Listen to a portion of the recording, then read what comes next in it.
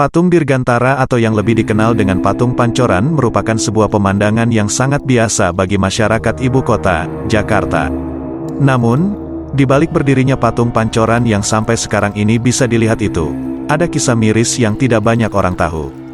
Pembuat patung legendaris tersebut adalah Edi Sunarso.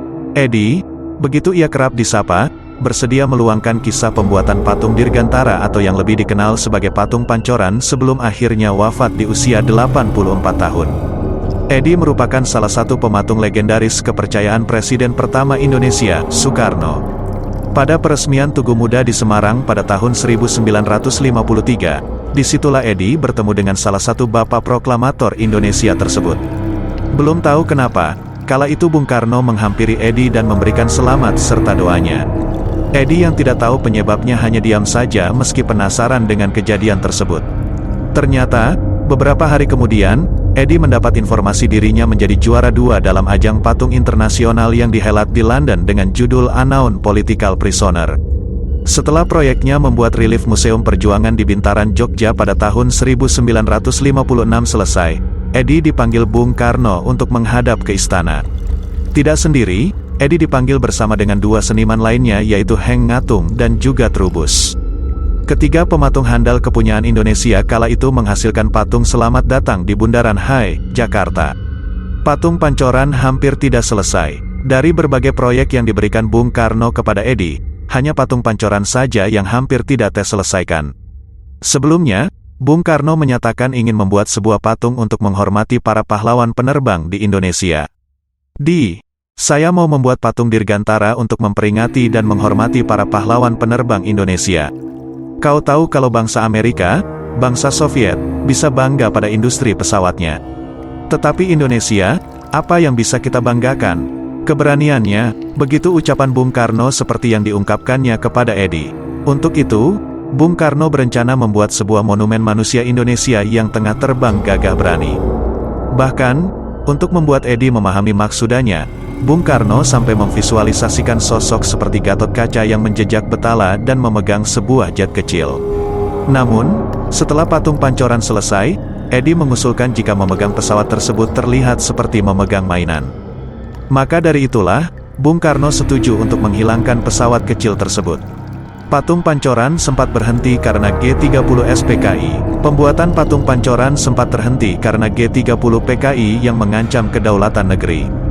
Selain itu, Edi sendiri juga kehabisan bahan-bahan dan tidak memiliki sisa uang lagi untuk melanjutkan pekerjaannya. Bahkan, untuk proyek tersebut, Edi sampai rela menanggung hutang kepada pemilik bahan dan juga di bank. Patung Pancoran sempat mangkrak dan terbengkalai di studio Arca Yogyakarta hingga dibawa ke Jakarta untuk dirangkai. Pada Februari tahun 1970, Edi kembali bertemu dengan Bung Karno pada momen pengerjaan diorama untuk Museum ABRI Satria Mandala. Edi dipanggil ke Istana Bogor, dan disitulah Bung Karno menanyakan kabar patung Pancoran. "Saudara Edi, piye kabare? Patung Dirgantara nang endi?" kata Bung Karno. Edi menjawab jika pengerjaannya telah selesai dan memberitahukan yang sebenarnya jika ada masalah. Edi meminta maaf yang sebesar-besarnya, karena terpaksa menghentikan sementara proyek tersebut karena tidak memiliki cukup uang. Bahkan, ia disegel oleh bank karena memiliki utang. Mendengar cerita itu, Bung Karno memerintahkan Gafur dan Dullah untuk menjual salah satu mobilnya dan memberikan uangnya kepada Edi agar patung Dirgantara yang diimpikannya cepat terselesaikan dan dipasang di Jakarta. Edi diberi sejumlah uang Rp1.750.000 untuk biaya pengangkutan patung tersebut ke Jakarta. Tidak sempat meresmikan. Seminggu pengerjaan berjalan, Bung Karno melihat langsung eksekusi peletakan patung tersebut. Karena beratnya yang rata-rata 80-100 kg, pengerjaannya cukup lama. Edi yang melihat kedatangan Bung Karno ingin turun namun dilarang olehnya. Padahal, saat itu kesehatan Bung Karno memburuk dan sudah tinggal di Wisma Yaso. Pada minggu pertama April tahun 1970, patung sudah dipasang mencapai pundak dan tangan kanan telah selesai.